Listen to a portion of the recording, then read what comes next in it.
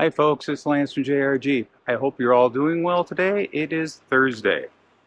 I sort of got waylaid yesterday in my adventure because it rained and poured quite a bit in the area. If you weren't aware and looked at national news, the area down south where I normally live in, they had a number of tornadoes crop up. So I hope everybody's safe with that. But to start off today, we are going to make it to Bayfield today. I am currently in Drummond. I have run the trail from Clam Lake to here, and I'm going to continue up.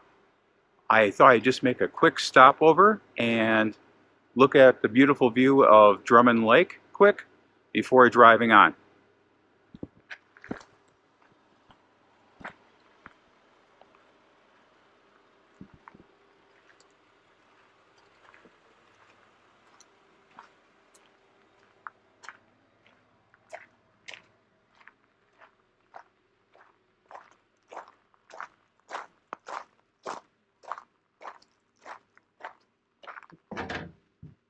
To me, what the Northwoods is about.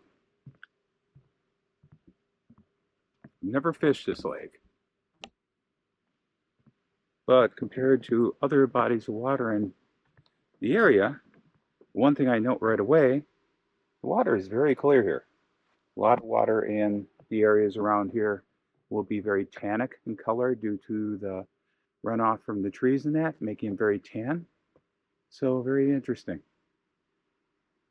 Very picturesque body of water. Don't see anybody on it, but that doesn't mean there isn't good fishing in here. Well folks, in Shimagawa National Forest, we're just south of Highway 2, which will then cross over into the Bayfield Peninsula. The roads, a little washed out after the rain, which is to be expected. No heavy duty ruts, but some. A couple down limbs, which were easily taken care of. Small chainsaw in the kit. And just traversing this. It's very, very fun drive, very pretty, picturesque. It's a stark contrast if you go back 2 months ago when I started the trail. Leaves in that were just budding out at that point. So everything looked very stark and serene yet from coming out of winter and early spring. So it's nice to see everything lush and green right now, which is really cool. As I mentioned in some other videos, I think this would be one of those trails like the Yellow Forest that would be awesome to run in fall. When the leaves change, I think that would be fantastic. Definitely something I'm going to consider. We are getting a little rutted here, but nothing that we can't handle. I left Drummond, Wisconsin. It was a really nice drive through heavily wooded forest, which is typical of upper Wisconsin, through the forest systems there. The roads, however, were very nice in general. Sometimes you could have used four-wheel high and maybe air down a bit as there were some rutted sections, but not too bad. Most of the filming I was doing with this area was with a Hero 10 GoPro, and as you're going to see in a minute,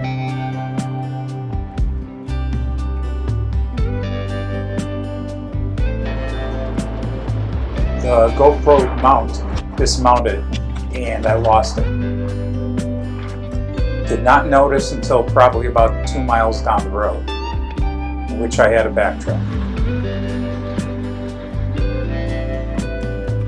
Fortunately, it was in good shape.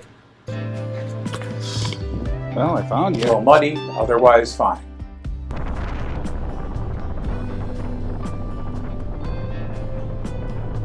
As I traveled through the forest, my thoughts went towards all the things going on in this world nowadays, and that how if people maybe took the time to get away from social media, to decompress, to get back to nature. Things might calm down a bit. You don't need a 4x4 rig like I have. You could have done this with a standard car. You just may have watched somewhere else you took. There's great mapping apps out there for that purpose. As I continue to drive northward, I can see the sun peeking more through the trees. Who couldn't be inspired by seeing this?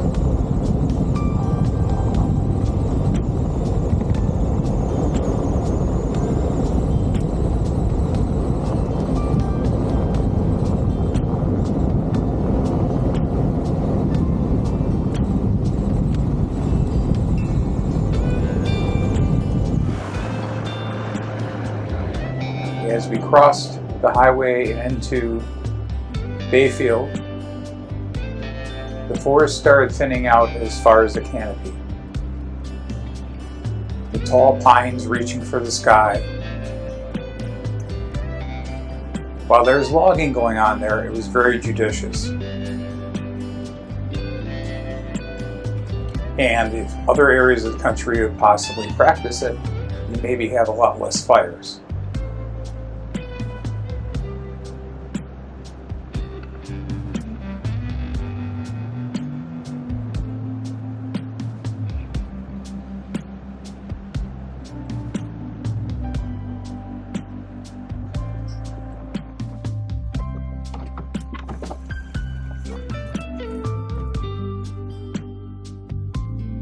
I decided it was time to get the drone in the air and get some aerial shots.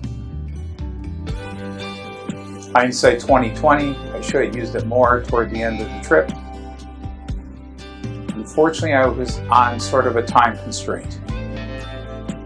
As I got waylaid today doing this, my next stop after finishing this trip was to head down to Clam Lake for a Jeep Jamboree.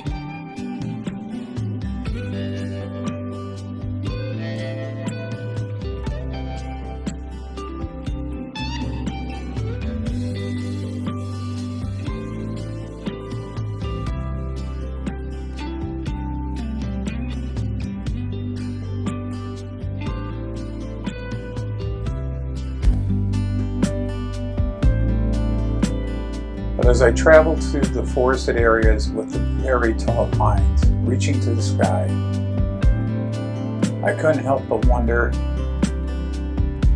who did this. It wasn't us. There had to be a greater meaning to all this. Whatever you believe, I think you'd be inspired by doing this.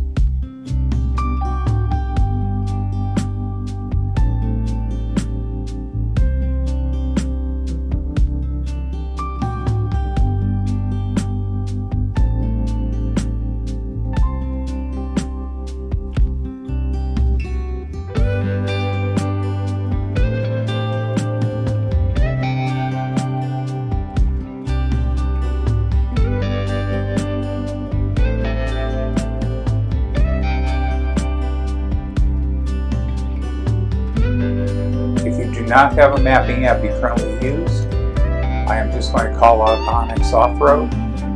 It is an option I use. There is a number of good ones out there. I'm not saying any of the other ones are bad. I have tried Gaia as well, but I've sort of settled in on ONX.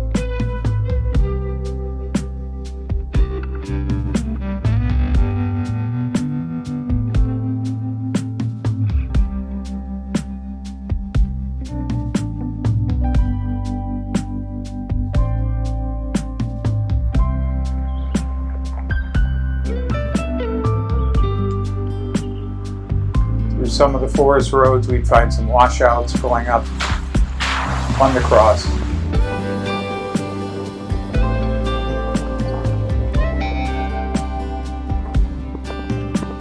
I really could not complain with the weather I had during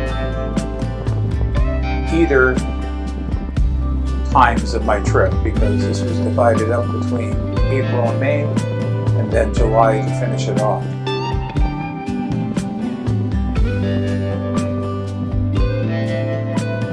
While it could easily be completed in probably 2 days, I'd really encourage, if the time permitted, to give yourself the time to enjoy the trip, find out new things.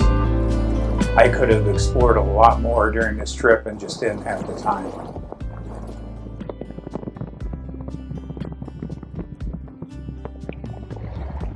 Well, folks, I made it to the top of Bayfield, and right behind me is Lake Superior on the southern side.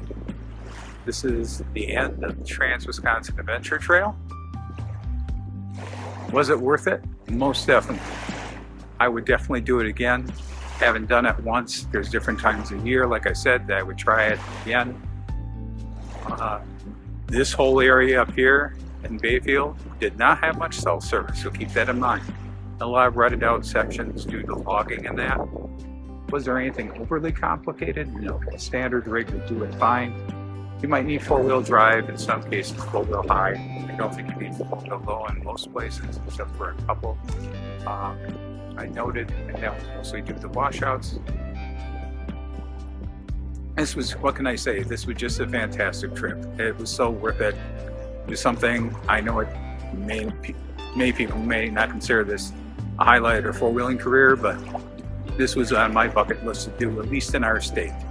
I wanted to do it for the last 2 years and do just a number of reasons I couldn't. So this year I finally fulfilled the dream. So glad to have made it.